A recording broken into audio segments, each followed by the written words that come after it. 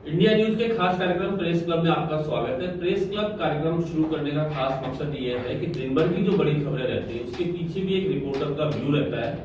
उस खबर के अलावा वो क्या सोच रहा है उस खबर के ऊपर, उसके अंदर क्या ऐसा खास है कि जिसके ऊपर रिपोर्टर का दिमाग चल रहा है, क्या वो करना चाहता है। इस संदर्भ में हम बातचीत करेंगे, दर्शकों तक वो बात सीधी भी पहुंचाना चाहते हैं। तो आप सबसे पहले जो दिन भर की जो बड़ी खबरें रही है उसके अंदर दिनेश आज सबसे बड़ी खबर क्या है? मतलब जो प्रदेश के हिसाब से देखी जाए तो आज मुख्यमंत्री के जो कि वीक भी है उसके अंदर क्या आज मुख्यमंत्री ने खास किया है? जी देखिए, मुख्यमंत्री अशोक गहलोत ने आज कोरोना संकट को लेकर जो रिटायर्ड सैनिक है, वो सैन्य अफसर है, उनके साथ वीडियो कॉन्फ्रेंसिंग की और ये 5वां महीना है लगातार वो हर वर्ग और हर सेक्टर को इस कोरोना संकट में उसकी उपयोगिता कैसी ली जाए उनसे बातचीत कर रहे हैं। कल आपने देखा कि ऐसी वीडियो कॉन्फ्रेंसिंग ली जिसमें मुख्य सचिव से लेकर जमादार यानी सफाई कर्मी तक मौजूद थे। तो पूर्व सैनिक जो एक अपने साहस, शौर्य और कौशल के लिए जाने जाते हैं, राष्ट्रभक्ति और देश सेवा के लिए। और एक मकसद क्या अपन ये सोचे कि सीधे सैनिकों से जुड़ रहे हैं, स्वायत्त शासन विभाग के सारे आला अफसरों से लेकर के जमादार तक जुड़ रहे हैं। आपने का मकसद क्या माना जाए कि सीधे तौर पर कोरोना के काल में ऐसे सब लोगों से मीटिंग्स करके क्या मैसेज क्या देना चाहते हैं? जी देखिए, एक तो जाहिर सी बात है कि बाहर इस तरह की ओपन वो बैठक ले नहीं सकते और कोरोना संकट में वीडियो कॉन्फ्रेंसिंग से लगातार जुड़ते रहना है, तो ये बैठ के लगातार वो ले रहे हैं। पूर्व सैनिकों की बात की जाए, एक वैश्विक बीमारी है और एक जो मादा होता है लड़ने का, रिटायर्ड सैनिक का, हर संकट में वो देश के काम आता है। लोग जहाँ घबरा जाते हैं इस बीमारी से, तो ऐसे में सैनिक आपने देखा होगा, दंगा हो या फिर आपदा हो, विपदा हो, फ्रंट पर रह के वो काम करते हैं। तो अब वो रिटायर्ड हो चुके हैं, घर बैठे हैं, तो किस तरह वो मदद उनकी ले सकते हैं, ये पूर्व सैनिकों की मदद लेकर के उन्होंने ये डिस्कशन किया। उस डिस्कशन में ये निकल कर आया कि किस तरह हम इनका उपयोगिता ले सकते हैं। तो कई उन्होंने सुझाव दिए कि हम बिल्कुल आपके साथ हैं और कई रिटायर्ड सैनिक सूबेदार अजमेर से, शेखावाटी से कहा कि आप हमारा इस तरह इस्तेमाल ले सकते हैं। हम ऐसे सैनिकों को क्या सुझाव है? सैनिकों ने ये कहा कि लोगों में इसमें काफी जागरूकता की कमी है, गाँव में है चाहे शहरों में है। और फौजी जो होता है वो देश के लिए अनुशासन में रहता है। वो गाँव में, जैसे एक फौजी ने बताया कि मैं खुद सुबह सुबह घर जाकर लोगों को बताता हूँ कि किस तरह आपको ये मास्क रखना है, दूरी रखना है। तो साथ ही उन्होंने कहा कि हमें स्वास्थ्य मित्र के तौर पर हमें हमारा इस्तेमाल किया जाए। हमारी जो मेडिकल विंग से जुड़े हुए लोग थे उनको इस्तेमाल कर सकते हैं अगर स्वास्थ्य सेक्टर में कहीं स्टाफ की कमी है। ये एक अच्छा सुझाव उनका आया, क्योंकि कई जो मेडिकल विंग होती है वो भी फौजी गिने जाते हैं और मेडिकल के तौर पर उनकी काफी अच्छी पकड़ होती है। तो वो बोला हम निस्वार्थ ही अपनी सेवा देने के लिए। एक दिनेश, जो सचिवालय में क्या चल रहा है? तो सचिवालय के अंदर अभी पूरी ब्यूरोक्रेसी में मुख्यमंत्री अशोक गहलोत ने चेंज किया है, तो क्या लग रहा है कुछ उसका असर नजर आएगा? क्या चर्चाएं क्या चल रही है सचिवालय के अंदर ब्यूरोक्रेसी को लेकर के? जी देखिए, पिछले दिनों आईएएस और आईपीएस जिस तरह सर्जरी की सरकार ने, आज मंगलवार तक लगभग यानी 90% से ज्यादा अफसरों ने अपनी नई जगह जो पोस्टिंग है वहां पर पदभार ग्रहण कर लिया है।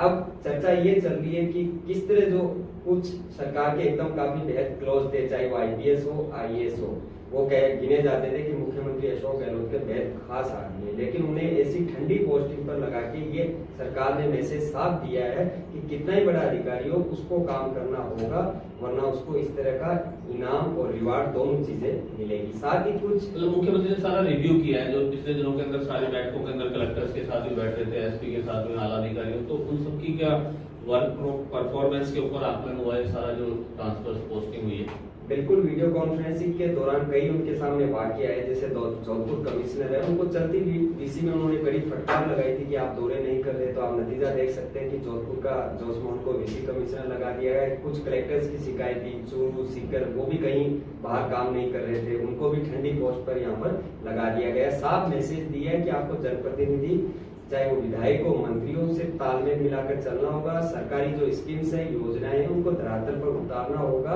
और उन्होंने कई दफा प्रेस नोट के जरिए या डीसी में भी कहा है, जो काम करेगा उसको इनाम मिलेगा और जो नहीं करेगा वो किसी तरह की गलतफहमी में नहीं रहेगा। इस सर्जरी के जरिए ये मैसेज दे दिया है कि भले ही सरकार उदार मन रखती हो, लेकिन अगर आप जनता के हित में और जनप्रतिनिधियों के साथ मिलकर काम नहीं करोगे तो आपको ठंडी पोस्ट पर लगाकर सबक सिखाया जाएगा, ताकि अन्य अधिकारियों में से जाए। और यही गुना भाग इस लिस्ट को लेकर सचिवालय में या किसी भी सरकारी दफ्तर में ये चल रहा है कि ये जो एक्शन लिया गया है इसके दूरगामी परिणाम यहाँ पर आने पड़ेंगे। आप देख सकते हैं मुख्य सचिव रविवार के दिन ही बैठकों में बिजी रहे, फीडबैक हर बैठक से पहले जुटाते रहे। मतलब अब एक्शन में नजर आएगी कोरोना काल में भी सरकार अपनी। बिल्कुल ब्यूरोक्रेसी के सर्जरी के बाद कह सकते हैं पूरी तरह से फ्रंट और अग्रेसिव होकर सरकार काम करना चाहती है।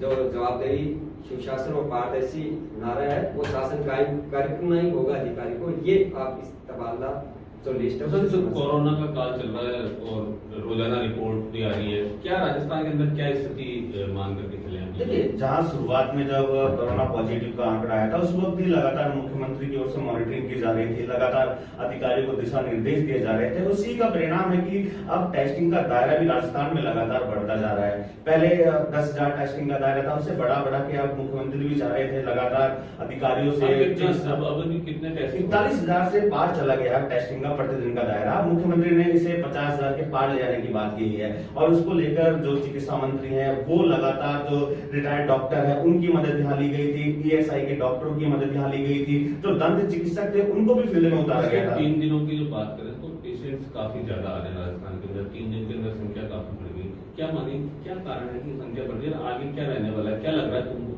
खुद को?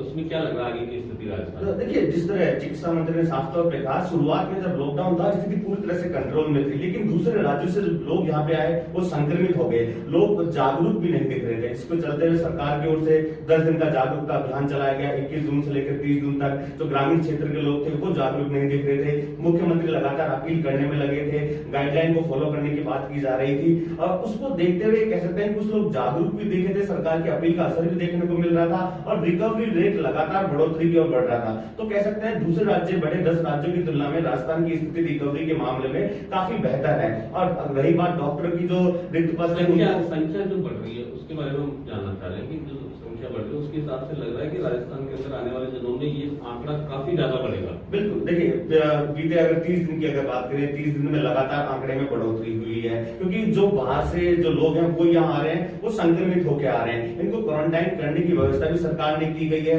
लेकिन सरकार साथ ही साथ जो एडवाइजरी जारी कर रही है कि सावधानी ही कोरोना का बचाव है, इसके लिए मास्क का उपयोग करें, सोशल डिस्टेंसिंग की पालना हो, भीड़ भाड़ वाले इलाकों में जाने से बचे। तो कहीं ना कहीं अगर लोग इसकी पालना करेंगे तो कहीं ना कहीं जो राजस्थान से कोरोना को जड़ से खत्म किया जा सकता है, क्योंकि अब देखने को मिल रहा है 20,000 से पार जो है कोरोना पॉजिटिव का आंकड़ा पहुंच गया है।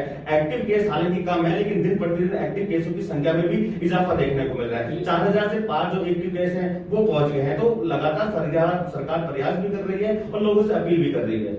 आज की एक बड़ी खबर में मेरे को लग रहा है कि जो एजुकेशन सेक्टर के अंदर जो हायर एजुकेशन में जो सरकार ने एक डिसीजन किया है जिसके अंदर जो यूजी और पीजी की जो एग्जाम है नहीं कराने का, लेकिन ये बड़ी असमंजस की स्थिति बन गई है। इसके अंदर राजस्थान, पंजाब, हरियाणा इन्होंने कह दिया कि हम एग्जाम नहीं कराएंगे, अगली कक्षा में प्रमोट करेंगे। यूजीसी मान नहीं रही। सरकार का क्या व्यू नजर आ रहा है इसके अंदर? और दूसरे जो टेक्निकल एग्जाम्स है उनके बारे में सरकार क्या कुछ डिसीजन करने जा रही है? देखिए, यूजी और पीजी की अगर बात करें, हालांकि सरकार ने बीते दिनों भी 2 दिन पहले ही बड़ा फैसला लिया था कि परीक्षा नहीं कराई जाएंगी। अगर परीक्षा होती है तो कहीं ना कहीं संक्रमण बढ़ जाएगा और कहीं पॉजिटिव कोई व्यक्ति निकलता है तो उसके साथ जो लोग हैं वो भी आ जाएंगे, क्योंकि 10वीं और 12वीं की बोर्ड हुए थे जब अभी कोरोना काल में, तो कहीं ना कहीं जो स्टूडेंट थे वो पॉजिटिव निकल गए थे, शिक्षक पॉजिटिव निकल गए थे। ऐसे में मुख्यमंत्री की ओर से परीक्षा न कराने की बात की गई थी, लेकिन केंद्र की ओर से जो गाइडलाइन आई उसमें साफ तौर पर लिखा है राज्यों को कि फाइनल ईयर के एग्जाम तैयार है। यूजीसी कह रही है कि हम तो एग्जाम कराने के लिए, और गृह मंत्रालय ने परमिशन भी दे दी है कि वो एग्जाम कराए। वो आप तो सरकार का कल लग रहा है कि आपको कि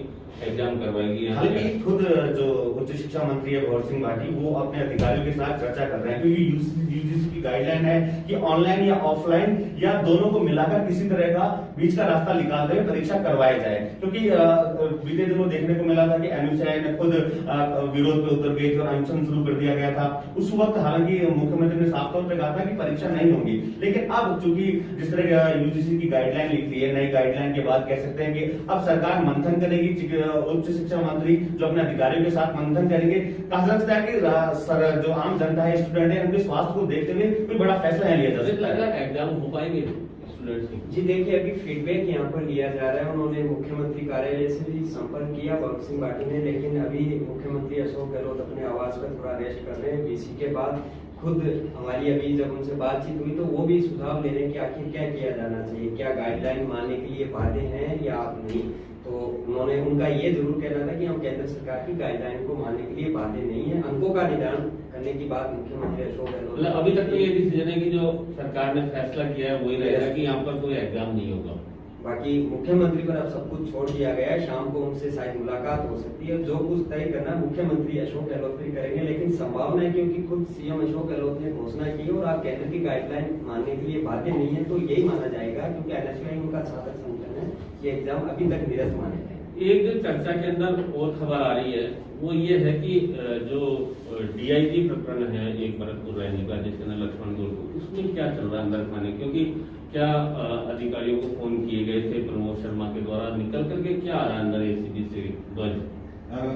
देखिए, एसीबी ने पूरी तरीके से क्वालिटी जो है डीआईजी के आवास की निकाली है और उसके अलावा जो 18 जो सीआई थे पुलिस के जिनसे संपर्क करने की बात जो है दलाल प्रमोद शर्मा की आ रही थी, उन सभी को बुलाया गया था एसीबी कार्यालय, जिसमें भरतपुर के 9 सीआई हैं, सवाई माधोपुर के 5 सीआई हैं और धौलपुर के 4 सीआई हैं। इनसे लगातार पूछताछ की जा रही थी, इनसे पूछताछ की गई है कि किस तरीके से संपर्क में आए थे और इनकी भी क्वालिटी निकाली गई है।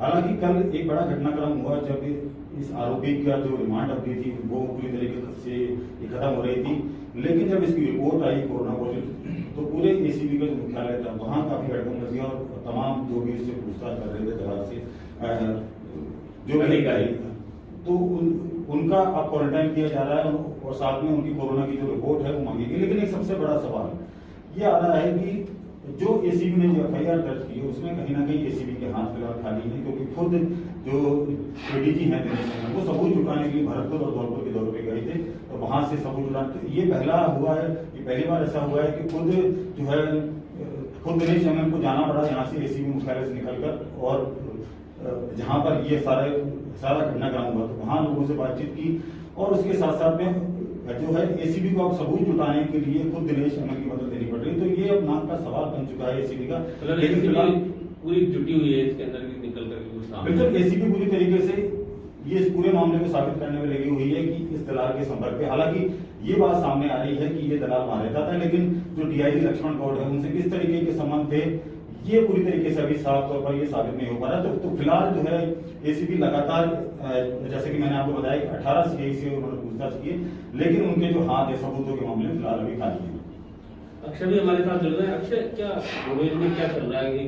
बस स्टैंड का काम शुरू हुआ था बनाने का, लंबे समय से काम भी चल रहा है, भारतीय जनता पार्टी शुरू करा के गई थी अपने शासनकाल, अभी तक काम पूरा नहीं हुआ, क्या लग रहा है आपको? कि देखिए सर, मैं बताना चाहूँ कि पिछले दिनों जो भारतीय जनता काम करा के गई थी वो आधा अधूरा रोडवेज का जो सिंडिकेट का काम था वो आधा अधूरा रह गया था, लेकिन फिर सरकार बदली, प्रताप सिंह खाचरियावास परिवहन मंत्री बने, लेकिन प्रताप सिंह खाचरियावास जो परिवहन मंत्री बने उन्होंने कहा कि बहुत जल्द इसका काम पूरा कर दिया जाएगा, लेकिन पिछले 2 साल से सिंडिकेट जो बस स्टैंड है उसका 2 साल से काम नहीं हो पाया। कारण क्या लग रहा है तुमको? ये मतलब काम क्यों नहीं पूरा होना चाह रहा? मतलब सरकारें बदल गई, अफसर बदल गए, लेकिन काम क्यों नहीं पूरा हो रहा? आपको क्या लगता है इसके अंदर? देखिए, इसमें कहीं ना कहीं विभाग की लापरवाही सामने देखने को मिल रही है। जो प्रताप सिंह खाचरियावास है वो खुद तो काम करवाना चाहते हैं, लेकिन कहीं ना कहीं विभाग के जो कर्मचारी है उसमें ढील बरतते हुए नजर आ रहे हैं, जिसके चलते सिंडिकेट का कार्य अभी तक पूरा नहीं हो पाया। सिंडिकेट के अंदर कुछ वेंडर्स की दुकानें जो कैफेटेरिया बनने को उतार हो गए, लेकिन अभी तक वो काम पूरा नहीं है। अभी जो काम शुरू हो रहा है वो कोरोना काल में अब शुरू, आज से 2-3 दिन पहले से शुरू होना शुरू हो चुका है, लेकिन अभी भी जो यात्री सफर कर रहे हैं, कब तक लग रहा है अगर इसी स्पीड में चलता है तो जयपुर में कब तक मिल जाएगा नया बस स्टैंड? अगर देखा जाए कि आखिर ये सिंडिकेट बस स्टैंड नया कब तक मिल जाएगा यात्रियों को, तो कम से कम नहीं करके जिस स्पीड से काम चल रहा है कम से कम 8 महीने यहाँ पर साफ तौर पर लग सकते हैं सिंडिकेट रोडवेज को काम करने में।